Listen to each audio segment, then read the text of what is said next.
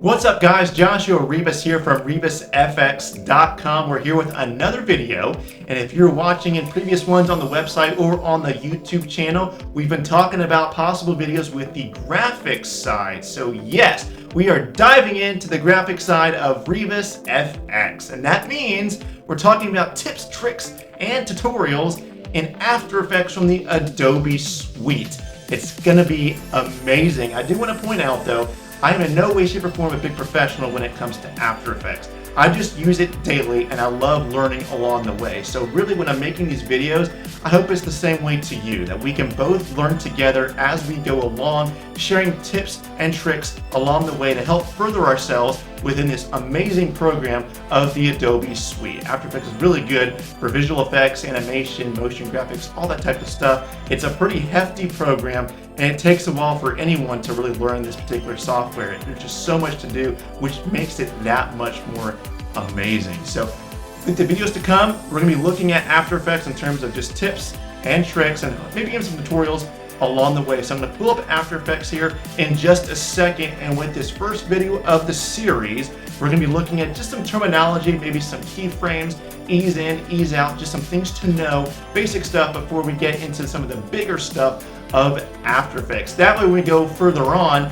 it makes a little bit more sense when I'm using keyboard shortcuts. You know what I'm talking about, and we both can move a little bit faster in some of the videos to come. So I hope you guys really enjoy this. Let's get started.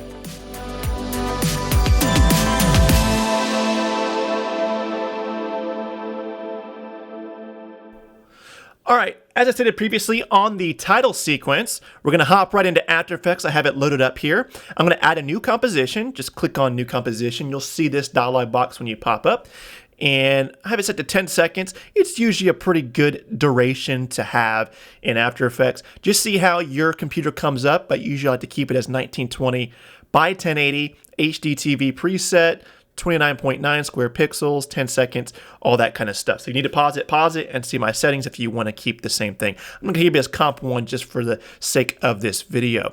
We'll see the comp pop up here on the left-hand side. And if I want to add another comp, I can do two things. I can do composition, new composition, and that will add another one. Or I can do Control N or Command N on my keyboard, and that will add another composition. Or I can even click on this and do Control or Command D, and that will do another composition. Now keep in mind that when I did that, this composition comp 2 is exactly the same as comp 1. There's nothing in this comp, so I mean that's why nothing's going to happen. Let me show you what happens though. If I delete that and I add in a new text layer, so I'm going to click on this bottom left hand side and do new text, type in text, okay? And now on comp 1 we see on the top left hand side we have text here on the top left. So if I duplicate this, Control or Command D, and I click on comp 1 and comp 2, notice it's exactly the same. So if I double click on comp 2, it's exactly the same text.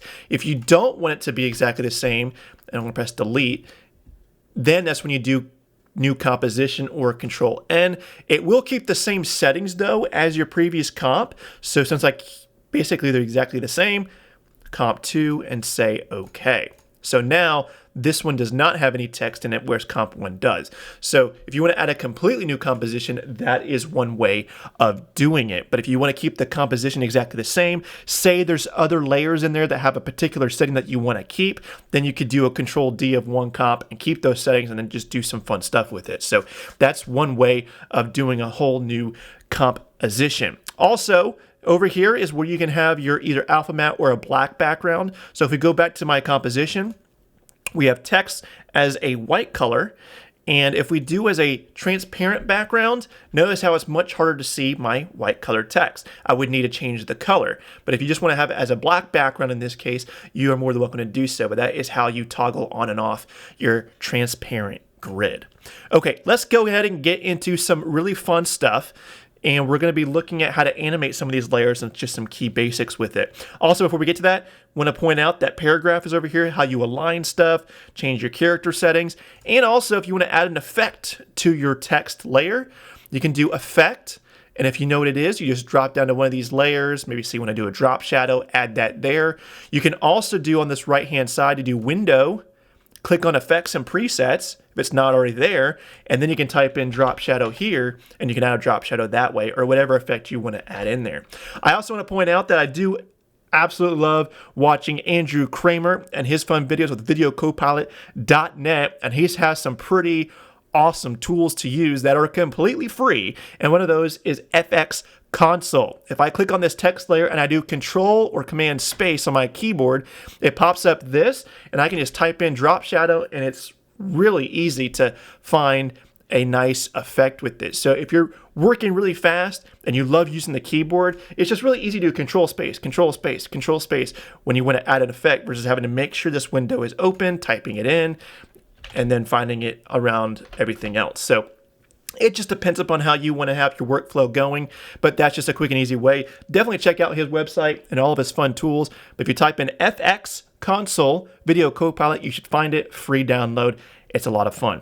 Okay, so now back to animation here. We have a text layer. I'm going to duplicate this. So just like we did with the compositions earlier, I'm going to do Control or Command D, and that will add another text layer exactly the same. Notice how it's literally just text. So I'm going to go ahead and type in, I'll double click on that and type in text 2. Text 2. All right, so now we're going to do some animation, and I'm just going to do a simple position animation. And if you press V on the keyboard, that will get rid of that text layer as well. Now I'm going to press P on my keyboard, and notice how it pops up position. You can, if you know the shortcuts, it makes it 10 times easier when trying to find things. Otherwise, you have to drop this down, press transform, and now you have all your things that you can transform. So that's one way of doing it. Or if you know the shortcut, just shift and click on both of those layers and then press P, and now you have position for both of them. Because now, as long as both of these are highlighted, now you can do a stopwatch click, add the keyframes there at the very beginning. Let's go to 2 seconds, and let's go ahead, again, they're both selected, and we can move them to the right.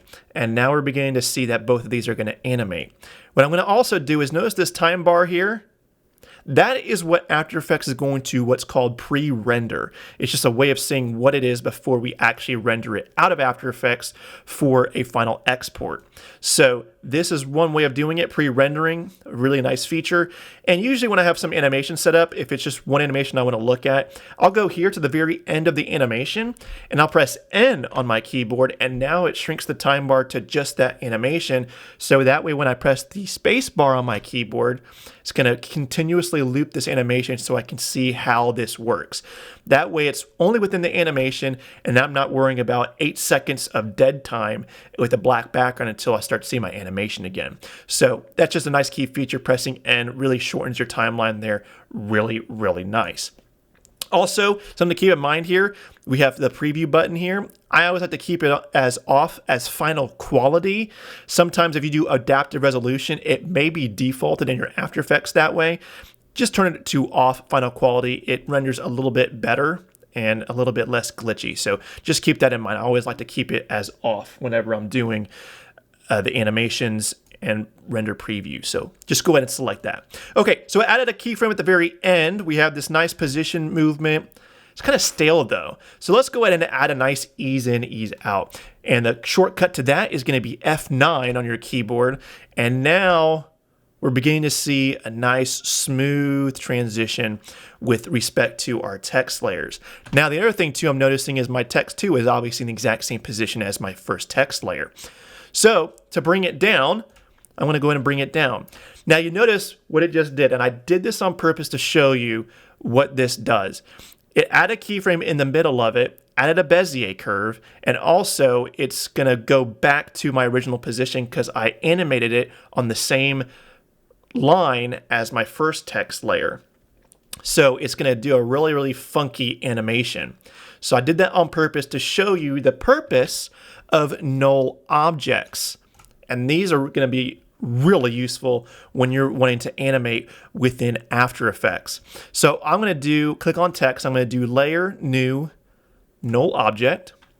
And I'm going to move my null object up to about the center of my text layer. Okay. And then what I'm going to do is I'm going to pick whip this button right here and drag it to my null 1. Now it's linked up to my null object. I'm going to add another null object to my text 2 layer. Okay, and I'm going to pick whip that one to null 2. And now you see null 1 and null 2 for the link to the parent object. Okay, so now we see that it's still moving the way we want it to, but we don't want text 2 on top of text 1. So let's drag null 2 and drag that down. Notice how it does not add any other keyframes. There's no Bezier curve, and now is doing the exact animation as the first text layer, but not on top of each other. That is the beauty of null objects, and that really allows you some really good functionality when you're doing animations. That way, if you forget to move something, or if you want to do something independent of another animation, null objects really give you that flexibility. So some really good stuff there. I know this video is getting a little bit long now, so we'll keep touching on this through future videos, but just want to touch on a few things, noticing what you can find on the right-hand side, how to turn on a window by clicking on window and whatever you would like to do, how to add a new composition, how to duplicate layers in After Effects fairly quickly, and a short way of finding effects and presets. So that kind of covers up some of the basics a little bit. Obviously, as we go through more videos, we'll talk a lot more about some other key features as well as we go along. But hopefully this kind of gets your feet wet. And definitely, as you watch this video, if you want to practice with F9, ease in, ease out, different animations, null objects, and seeing how they work, definitely do so. When it comes to After Effects, it's all about practice and doing it on your own time and really getting creative. So hopefully you enjoyed this video. Stay tuned for more videos when it comes to After Effects on Rebus FX.